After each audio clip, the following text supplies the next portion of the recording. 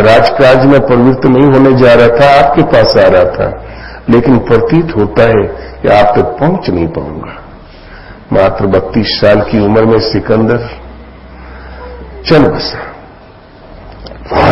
महापुरुष के उपदेश से उसको प्रतीत हो गया कि वास्तव में भूल है, पिछली पीढ़ियां ये भूल न दोहरावे। इसलिए जो हीरे जवाहरात की पेटियां ले आया था, कहा भाई शमशान तक नदी शरीर छूटता ही है तो शमशान तक ले चलना सब। देखे मेरे साथ जाती है कि नहीं, 2-4 रत्न हथेली में रख के देख लेना, शायद उतना ही चला जाए अगली सफर के लिए। पूरा ड्रामा किया, लेकिन वो चला गया। बहुत शिक्षाप्रद उसने अभिनय किया, लेकिन आज की दुनिया भी वही कर रही है, चिपकी है उसी से। सिकंदर जब गया दुनिया से तो दोनों हाथ खाली थे, और संसार भर के माली मुख्तियार आगे पीछे खड़े थे। तो एक जादू का खिलौना, जब तक इससे चिपकते ही हम चले जाते हैं। रावण ने त्रिलोक विजय कर लिया,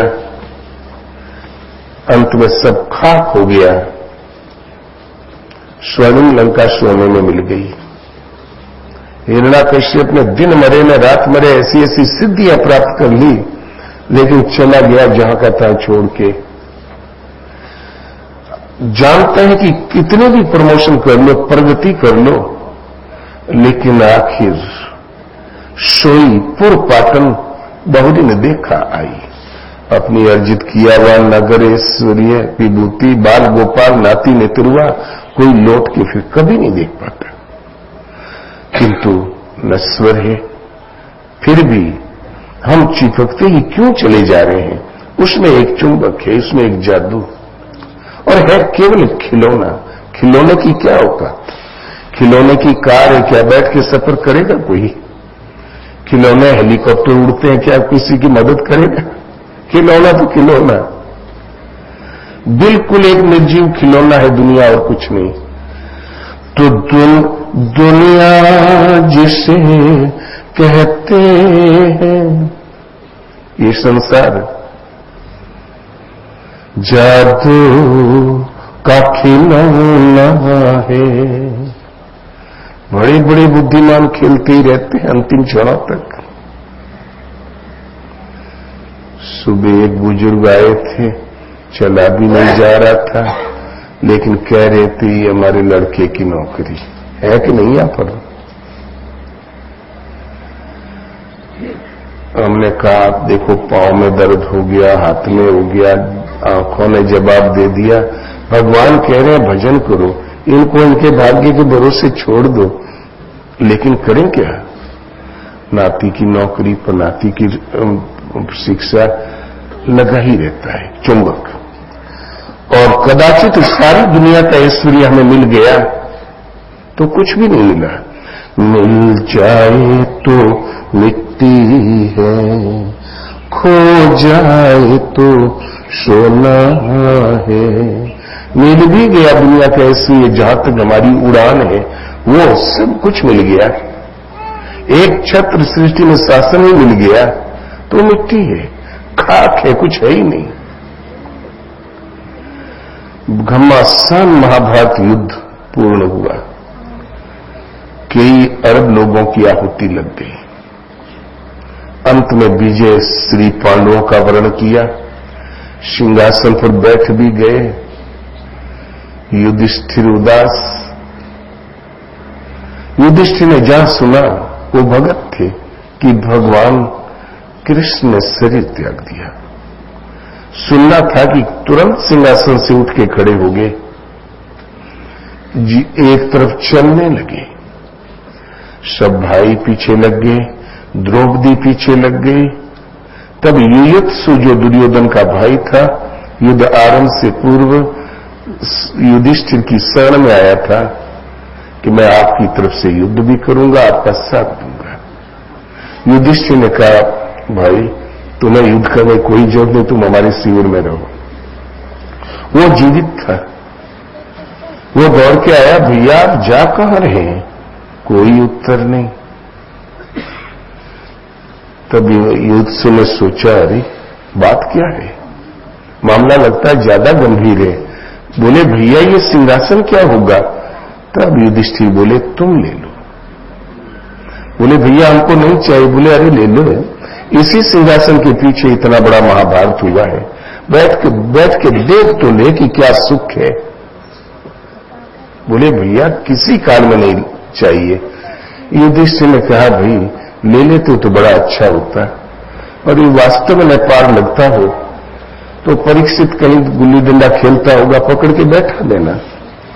अपने एकमात्र कुरुवंशी पांडव वंश का एक दीपक परीक्षित, सगा पौत्र, उसका राज्याभिषेक देखने की भी उत्कंठा नहीं रह गई। सीधे निकल गए। जिन पुरुषों का भगवान से सीधी डोरी लगी रहती है वो दुनिया से सहज ही निकल जाते हैं।